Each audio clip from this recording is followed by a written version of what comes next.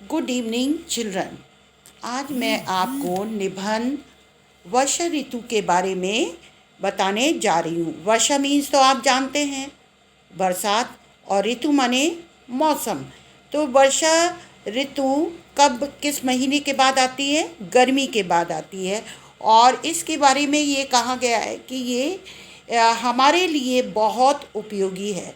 अगर वर्षा ऋतु नहीं आती है तो सूखा पड़ जाता है और उससे अनेक परेशानी इंसानों को भी होती है, जानवरों को भी होती है, वनस्पति को भी होती है।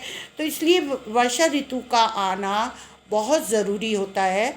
और जब ये वर्षा ऋतु आती है तब सबके मन में यही होता है कि हमें गर्मी से राहत मिले। तो ये गर्मी के बाद ये ऋतु आती है और लोगों को इससे, वर्षा ऋतु से राहत मिलती है। इसके बारे में कहा गया है कि वर्षा ऋतु का हमारे जीवन में बहुत महत्व है। बहुत हमारे जीवन में इसका बहुत महत्व है। इसके बारे में कवियों ने ये कहा है कि वर्षा ऋतु ऋतुओं की रानी कहा जाता है। और इसके बारे में कवि दिनकर ने लिखा है बसंत ऋतुओं का राजा, वर्षा ऋतुओं की रानी। यानी कि बसंत जो है वो ऋतुओं का राजा कहा जाता है और वर्षा ऋतु ऋतुओं की रानी कहा गया है। ग्रीष्म ऋतु की भयंकर गर्मी से व्याकुल सभी जीव जंतु वर्षा ऋतु की प्रतीक्षा बेसब्री से करते हैं। जब ग्रीष्म ऋतु होती है, जब गर्मी होती है, तो लोग जो है गर्मी से परेशान हो जाते हैं और जैसे ही वर्षा ऋतु आने वाली होती है उसका बेसब्री से हर एक मनुष्य को, हर एक जीव जंतुओं को और पेड़ पौधों को भी इंतज़ार होता होगा।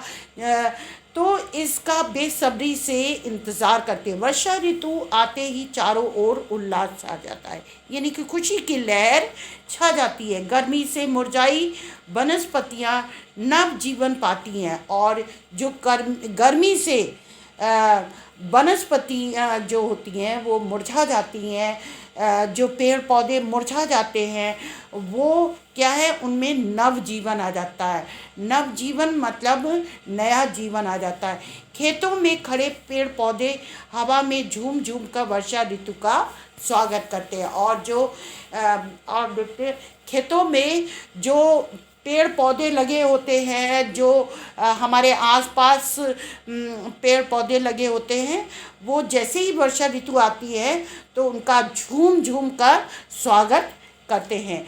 मोर नृत्य करके अपनी प्रसन्नता को प्रकट करते हैं और मोर जो है वो नाच कर अपनी प्रसन्नता को प्रकट करता है जब वर्षा ऋतु आती है।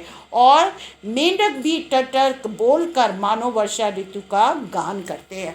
और जैसे ही वर्षा ऋतु आती है आपने देखा होगा मेंढकों की आवाज़ें आने लगती हैं और वो भी क्या है, वर्षा ऋतु जब आती है तो वो भी प्रसन्न हो जाते हैं और उसी से वो क्या है अपना टर टर करके जो उनका होता है वो गाना गाते हैं।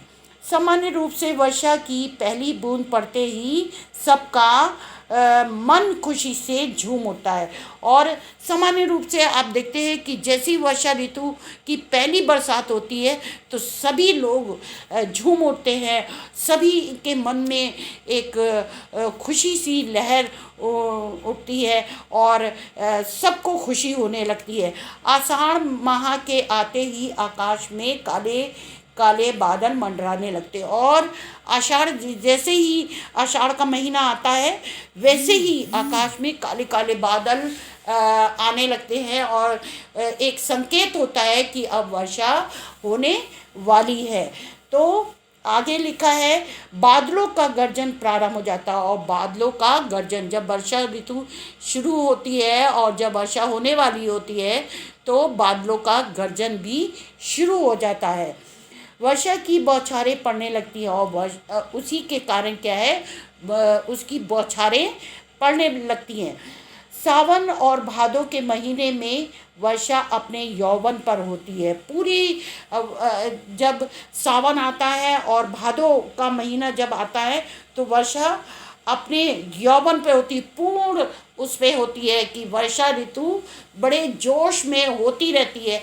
और यानी कि उसके आगे लिखा है कि कई कई महीनों तक वर्षा की छड़ी लगी रहती है, और महीनों यानी कि वर्षा जो है एक के बाद एक के बाद एक तरीके से होने लगती है। कभी सवेरे हो रही है, शाम हो रही है, दोपहर में हो रही है, उसका कोई टाइम नहीं है। तो एक छड़ी सी लग जाती है, और लोग भी उससे बड़े खुश होते हैं, जीव जंतु भी बड़े खुश होते हैं, पेड़ पौधों को भी बड़ा आराम मिलता है। तो ये क्या है, वर्षा ऋतु का मौसम में इस प्रकार का मौसम रहता है। आगे कृषि के लिए वर्षा का विशेष महत्व। वर्षा में भूमिगत जल का संग्रह होता है, यानी कि कृषि जो खेती बाड़ी होती है उसका, खेती बाड़ी में वर्षा ऋतु का बड़ा महत्व होता है कि जब ये खेती बाड़ी जो होती है, कुछ पौधे जो फसल होती है उसमें वर्षा ऋतु जब होती है तो उससे फसल और अच्छी होती है, क्योंकि वर्षा का पानी जो होता है वो खेतों के लिए बहुत उपयोगी माना जाता है। और वर्षा में भूमिगत जल का संग्रह होता है, और भूमि में जल का संग्रह होता है। जब वर्षा होती है तो जमा होने लगता है, भूमि के अंदर पानी जमा होने लगता है। और आगे लिखा है धरातलीय जल में वृद्धि होती है। जो धरातल में जल होता है जो गर्मी के कारण सूख जाता है वो क्या है, जमा होने लगता है, और उसका यानी कि जमाव वृद्धि होने लगती है, उसमें और ज़्यादा पानी आने लगता है, जिससे हमारे पूरे साल भर के लिए वो पानी उपयुक्त होता है। तो जब वर्षा ऋतु आती है तो उससे पहले गर्मी आती है। गर्मी के कारण क्या है, भूमि सूखने लगती है और पानी भी सूखने लगता है। जब वो सूख जाता है तब वर्षा ऋतु जब आती है तो वर्षा ऋतु में क्या है, जब वर्षा होती है तो धरातल में पानी जमा होने लगता है और उसमें वृद्धि होने लगती है, जिसका उपयोग हम पूरे वर्ष भर करते हैं, और पृथ्वी की समस्त वनस्पतियों को नवजीवन भी मिलता है, और जिससे पृथ्वी की जितनी भी वनस्पतियों उसको नवजीवन मिलता है, नया जीवन मिलता है। इसलिए जो प्रकृति का कण कण वर्षा ऋतु में खुशी से भर जाता है, यानी कि प्रकृति के कण कण में क्या है, खुशी की लहर दौड़ उठती है और खुशी भर जाती है। और चारों ओर यानी कि वर्षा ऋतु में वनस्पति यानी कि हरे भरे दिखाई देते हैं, लोग भी खुश दिखाई देते हैं वर्षा ऋतु से है। और आगे लिखा है परंतु क्या है, अतिवृष्टि से बाढ़ आ जाती है। अति बारिश से यानी कि बहुत ज़्यादा बारिश से क्या आ जाती है, बाढ़ आ जाती है। और बाढ़ जब आती है तो बाढ़ क्या क्या नुकसान करती है, बाढ़ के कारण गांव उजड़ने लगते हैं, उनके घर ढह जाते हैं, उनकी यानी कि लोगों का घर बर्बाद हो जाता है, उनकी धन और अन्न सबका नुकसान होता है। तो आगे लिखा है नगर तबाह हो जाते हैं, जो उन्होंने अपने घर में जो घर में सामान होता है वो सब नष्ट हो जाता है, यहाँ तक कि उनके कपड़े लत्ते खाना पीना सब कुछ बर्बाद होने लगता है। धन जन की बहुत क्षति होती है, और यानी कि धन की भी क्षति होती है और जन की भी, लोगों की भी क्षति होती है, यानी कि नुकसान होता है, और धन का भी नुकसान होता है और लोगों का भी नुकसान होता है। चारों ओर त्राही त्राही मच जाती है, चारों ओर यानी कि त्राही त्राही मच जाती है, यानी कि परेशान होने लगते हैं लोग, इधर उधर भागने लगते हैं घरों से निकल कर, क्योंकि घर सब पानी से भर जाता है। और बाढ़ का मौसम जब आता है, जब बाढ़ आती है, ज़्यादा बारिश होने से क्या है, हमारे गांव में बाढ़ आ जाती है, नगरों में बाढ़ आ जाती है, बहुत ही उस सब चीज़ का नुकसान होता है। नदी नाले सब भर जाते हैं और सारी चीज़ें बहने लगती हैं और नष्ट होने लगती हैं। जो इंसान अपना गृहस्थी जोड़ता है वो सब का नुकसान होने लगता है।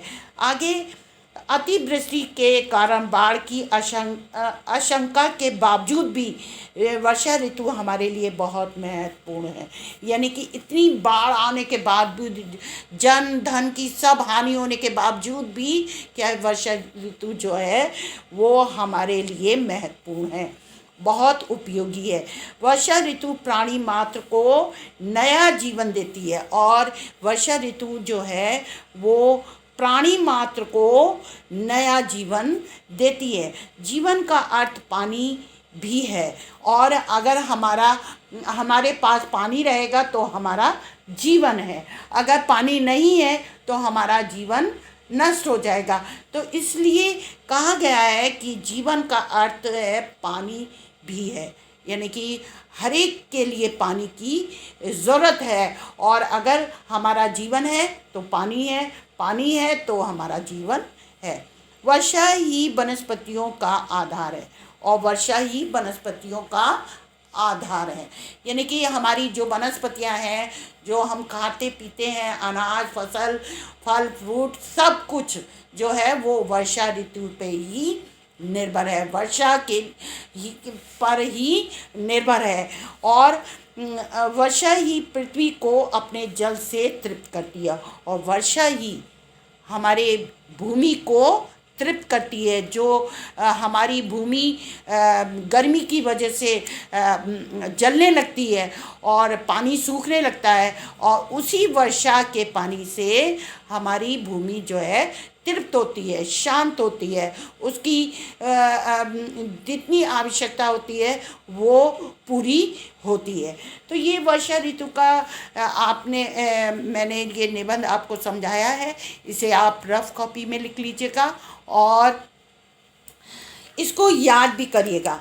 आप जानते हैं कि आपके हाफ ईयरली एग्ज़ाम होने वाले हैं और आपको स्कीम भी मिल गई है, तो इसलिए आप इसको याद करके अपनी रफ कॉपी में लिखिएगा और अच्छी तरीके से लिखना सीखिए। स्पेलिंग बहुत मिस्टेक्स होती हैं, उससे आपके नंबर कट जाते हैं, तो इस चीज़ का ध्यान रखिएगा।